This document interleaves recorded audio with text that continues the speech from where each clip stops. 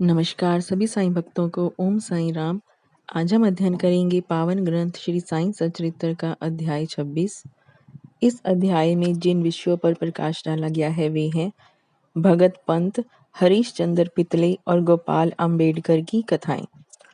बाबा की कृपा और आशीर्वाद से अब हम अध्याय 26 की कथा आरंभ करते हैं। इस सृष्टि में स्थूल, सूक्ष्म, चेतन और जड़ आदि जो कुछ दृष्टि गोचर हो रहा है वह सब एक ब्रह्मा है और इसी एक अद्वितीय वस्तु ब्रह्मा को ही हम भिन्न भिन्न नामों से संबोधित करते तथा भिन्न भिन्न दृष्टियों से देखते हैं।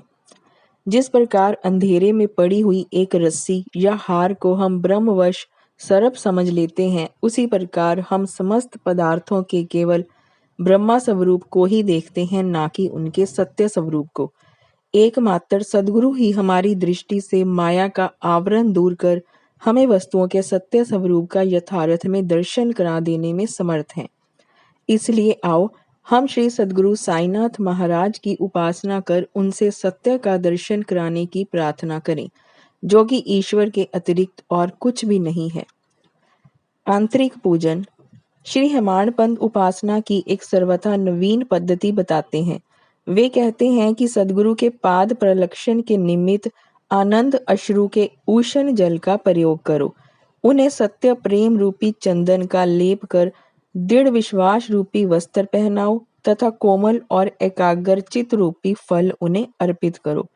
भाव रूपी बुक्का उनके श्री मस्तक पर लगा भक्ति की कफनी बांध अपना मस्तक उनके चरणों पर रखो।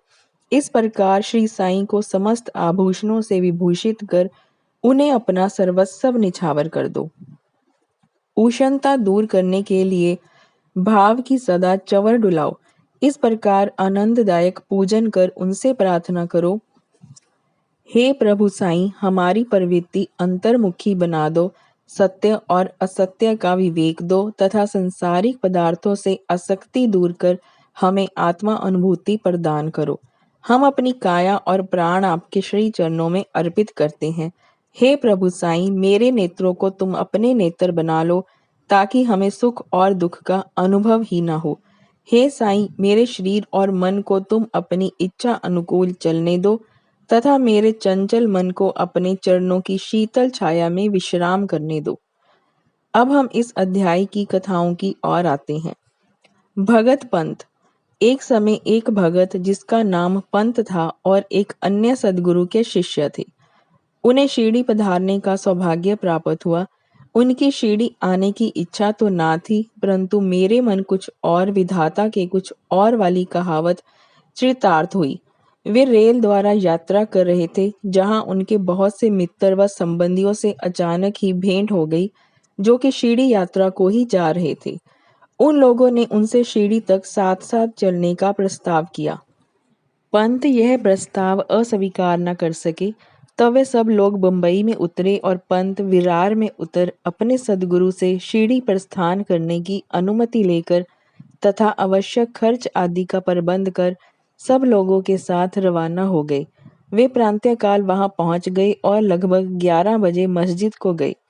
वहां पूजनार्थ भक्तों का एकत्रित समुदाय देख सबको अति प्रसन्नता हुई, परंतु पंत को अचानक ही मूर्छा आ गई और वे बेसुध होकर वहीं गिर पड़े। तब सब लोग भयभीत होकर उन्हें स्वस्थ करने के समस्त उपचार करने लगे। बाबा की कृपा से और मस्तक पर जल के छींटे देने से वे स्वस्थ हो गए और ऐसे उठ बैठे जैसे कि कोई नींद से जगा हो। त्रिकालज्ञ बाबा ने यह सब जानकर कि यह अन्य गुरु का शिष्य है, उन्हें अभय दान देकर उनके गुरु में ही उनके विश्वास को दृढ़ करते हुए कहा कि कैसे भी आओ, परंतु भूलो नहीं, अपने ही स्तंभ को दृढ़ता पूर्वक पकड़कर सदैव स्थिर हो उनसे अभिन्नता प्राप्त करो। पंत तुरंत इन शब्दों का आशय समझ गए और उन्हें उसी समय अपने सद्गुरु की स्मृति हुई। उन्हें बाबा के इस अनुग्रह की जीवन भर स्मृति बनी रही। श्री हरीश चंद्र पितले। बंबई में एक हरीश चंद्र पितले नामक सदग्रस्त थे। उनका पुत्र मिर्गी रोग से पीड़ित था। उन्होंने अनेक प्रकार की देशी व विदेशी चिकित्साएं कराई, परंतु उनसे कोई लाभ न हुआ। अब केवल यही उपाय शेष रह गया था कि किसी संत के चरण कमलों की शरण ली जाए। 15वें अध्याय में बतलाया जा चुका है कि श्री दास गणु के सुमधुर कीर्तन से श्री साईं बाबा की कीर्ति बंबई में अधिक फैल चुकी थी। पितले ने भी सन 1910 में उनका कीर्तन सुना और उन्हें ज्ञात हुआ कि श्री साईं बाबा के केवल कर स्पर्श तथा दृष्टि मात्र से ही असाध्य रोग समूल नष्ट हो जाते हैं। तब उनके मन में भी श्री साईं बाबा के शुभ दर्शन की तीव्र इच्छा जागृत हुई। यात्रा का प्रबंध कर भेंट देने हेतु फलों की टोकरी लेकर पत्नी और बच्चों सहित वे शिरडी पधारे। मस्जिद पहुंचकर उन्होंने चरण वंदना की तथा अपने रोगी पुत्र को उनके श्री चरणों में डाल दिया। बाबा की दृष्टि उस पर पड़ते ही उसमें एक विचित्र परिवर्तन हो गया। बच्चे ने आंखें फेर दी और बेसुध होकर गिर पड़ा। उसके मुंह से झाग निकलने लगी तथा शरीर पसीने से भीग गया और ऐसी आशंका होने लगी कि उसके प्राण निकलने ही वाले हैं। यह देखकर उसके माता पिता अत्यंत निराश होकर घबराने लगे। बच्चे को बहुधा थोड़ी मूर्छा तो अवश्य आ जाया करती थी, परंतु यह मूर्छा दीर्घ काल तक रही। माता की आंखों से आंसुओं की धारा बह रही थी और वह दुख ग्रसित हो आर्तनाद करने लगी कि मैं ऐसी स्थिति में हूँ जैसे कि एक व्यक्ति चोरों के डर से भागकर किसी घर में प्रविष्ट हो जाए और वह घर ही उसके ऊपर गिर पड़े। तब बाबा ने सांत्वना देते हुए कहा कि इस प्रकार प्रलाप ना कर धैर्य धारण करो, बच्चे को अपने निवास स्थान पर ले जाओ, वह आधा घंटे के पश्चात होश में आ जाएगा। तब उन्होंने बाबा के आदेश का तुरंत पालन किया। बाबा के वचन सत्य निकले। जैसे ही उसे वाड़े में लाए, बच्चा स्वस्थ हो गया और पितले परिवार, पति, पत्नी व अन्य सब लोगों को महान हर्ष हुआ और उनके संदेह दूर हो गए। श्री पितले अपनी धर्म पत्नी सहित बाबा के दर्शनों को आए और अति विनम्र होकर आदर पूर्वक चरण वंदना कर पाद सेवन करने लगे। मन ही मन में बाबा को धन्यवाद दे रहे थे। तब बाबा ने मुस्कुराकर कहा कि क्या तुम्हारे समस्त विचार और शंकाएं मिट गई? जिन्हें विश्वास और धैर्य है, उनकी रक्षा श्री हरि अवश्य करेंगे। श्री पितले एक धनाढ्य व्यक्ति थे, इसलिए उन्होंने अधिक मात्रा में मिठाई बांटी और उत्तम फल तथा पान बीड़े बाबा को भेंट किए। श्रीमती पितले सात्विक वृत्ति की महिला थी। वे एक स्थान पर बैठकर बाबा की ओर प्रेम पूर्ण दृष्टि से निहारा करती थी। उनकी आंखों से प्रसन्नता के आंसू गिरते थे। उनका मृदु और सरल स्वभाव देखकर बाबा अति प्रसन्न हुए। ईश्वर के समान ही संत भी भक्तों के अधीन है। जो उनकी शरण में जाकर उनका अनन्य भाव से पूजन करते हैं, उनकी रक्षा संत करते हैं। शिरडी में कुछ दिन सुखपूर्वक व्यतीत कर पितले परिवार ने बाबा के समीप मस्जिद में जाकर और चरण वंदना कर शिरडी से प्रस्थान करने की अनुमति मांगी। बाबा ने उन्हें उदी देकर आशीर्वाद दिया। पितले को पास बुलाकर वे कहने लगे, बापू, पहले मैंने तुम्हें 2 रुपये दिए थे और अब मैं तुम्हें 3 रुपये देता हूँ। इन्हें अपने पूजा गृह में रखकर नित्य इनका पूजन करो, इससे तुम्हारा कल्याण होगा। श्री पितले ने उन्हें प्रसाद स्वरूप ग्रहण कर बाबा को पुनः साष्टांग प्रणाम किया तथा आशीष के लिए प्रार्थना की। उन्हें यह विचार भी आया कि प्रथम अवसर होने के कारण मैं इसका अर्थ समझने में असमर्थ हूँ कि 2 रुपये मुझे पहले कब दिए थे। वे इस बात का स्पष्टीकरण चाहते थे, परंतु बाबा मौन ही रहे। बंबई पहुंचने पर उन्होंने अपनी वृद्ध माता को शिरडी की विस्तृत वार्ता सुनाई और उन 2 रुपयों की समस्या भी उनसे कही। उनकी माता को भी पहले पहल तो कुछ समझ में ना आया, परंतु पूरी तरह विचार करने पर उन्हें एक पुरानी घटना की स्मृति हो आई, जिसने यह समस्या हल कर दी। उनकी वृद्ध माता कहने लगी कि जिस प्रकार तुम अपने पुत्र को लेकर श्री साईं बाबा के दर्शनार्थ गए थे, ठीक उसी प्रकार तुम्हें लेकर तुम्हारे पिता अनेक वर्ष पहले अक्कलकोट महाराज के दर्शनार्थ गए थे। महाराज पूर्ण सिद्ध, योगी, त्रिकालज्ञ और बड़े उदार थे। तुम्हारे पिता परम भगत थे, इस कारण उनकी पूजा स्वीकार हुई। तब महाराज ने उन्हें पूजनार्थ 2 रुपये दिए थे, जिनकी उन्होंने जीवन पर्यंत पूजा की। उनके पश्चात उनकी पूजा यथाविधि ना हो सकी और वे रुपये खो गए। कुछ दिनों के उपरांत उनकी पूर्ण विस्मृति भी हो गई। तुम्हारा सौभाग्य है जो श्री अक्कलकोट महाराज ने साईं रूप में तुम्हें अपने कर्तव्यों और पूजन की स्मृति कराकर आपत्तियों से मुक्त कर दिया है। अब भविष्य में जागरूक रहकर समस्त शंकाएं और सोच विचार छोड़कर अपने पूर्वजों को स्मरण कर रिवाजों का अनुसरण कर उत्तम प्रकार का आचरण अपनाओ। अपने कुलदेव तथा इन रुपयों की पूजा कर उनके यथार्थ स्वरूप को समझो और संतों का आशीर्वाद ग्रहण करने में गर्व मानो।